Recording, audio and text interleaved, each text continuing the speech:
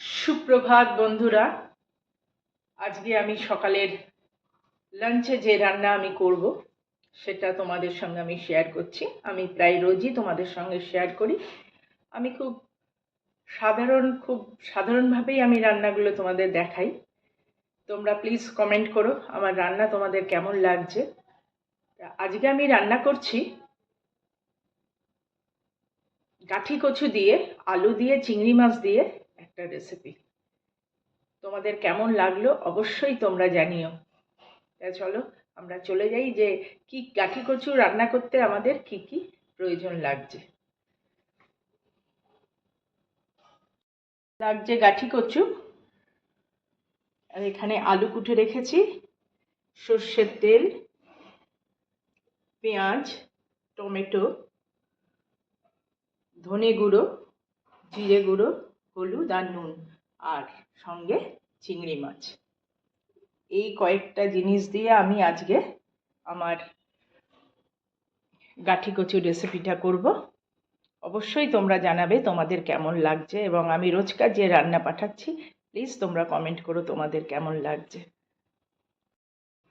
কড়াইতে দিলাম সর্ষের তেল। একটা জিনিস বলতে আমি ভুলে গেছি, একটা ফোড়নের কথা, সেটা হলো জিরে ফোড়ন দিতে হবে এই রান্নাটা। আমি জিরে ফোড়ন দিয়ে দিলাম। জিরে ফোড়ন দিয়ে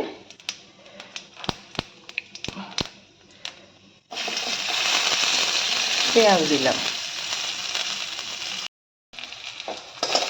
একটু ভাজা হয়ে এসছে, তার মধ্যে দিয়ে দিলাম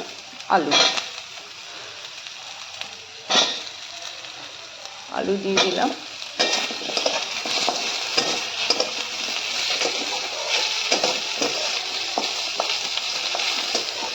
এবার একটু আলুটাও একটু ভাজা হবে, আলুটা ভাজা হোক, তারপরে দেব টমেটো।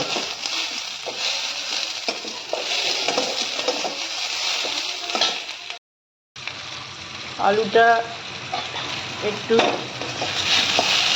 ভাজা হয়ে এসছে, দিয়ে দিলাম টমেটো। আর আমি কিন্তু চিংড়ি মাছটা আগেই ভেজে রেখেছিলাম। চিংড়ি মাছটা আমার বলা হয়নি, চিংড়ি মাছটা আমি আগেই ভেজে রেখেছিলাম। আর এর মধ্যে দিলাম সব মশলা যেগুলো বলেছি, ওগুলো মশলা দিয়ে এবার নেড়ে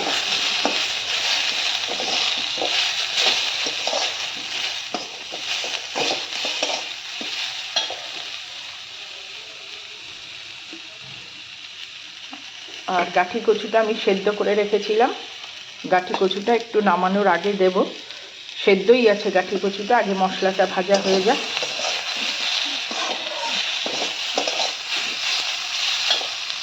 এখন এর মধ্যে দিয়ে দেবো চিংড়ি মাছটা ভাজাই।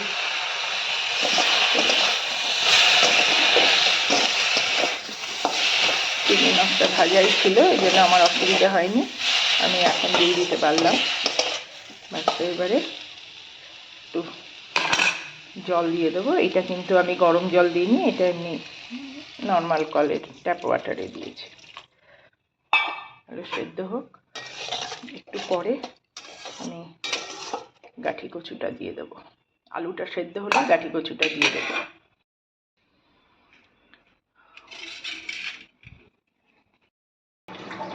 দেখি আমার তরকারি আলুটা সেদ্ধ হয়েছে কিনা। হ্যাঁ, ফুটে উঠেছে।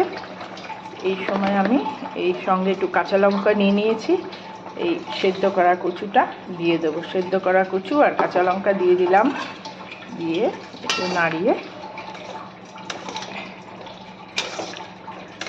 আলুও সেদ্ধ হয়ে গেছে, কচুটাও সেদ্ধ হয়ে গেছে।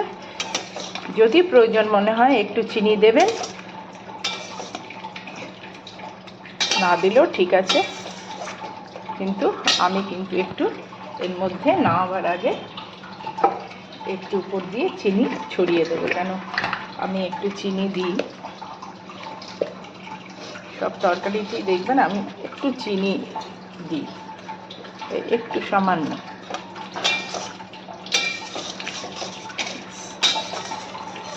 বন্ধুরা, আমার এই গাঠি কচু আলু আর চিংড়ি মাছ দিয়ে তরকারিটা আমার হয়ে গেছে।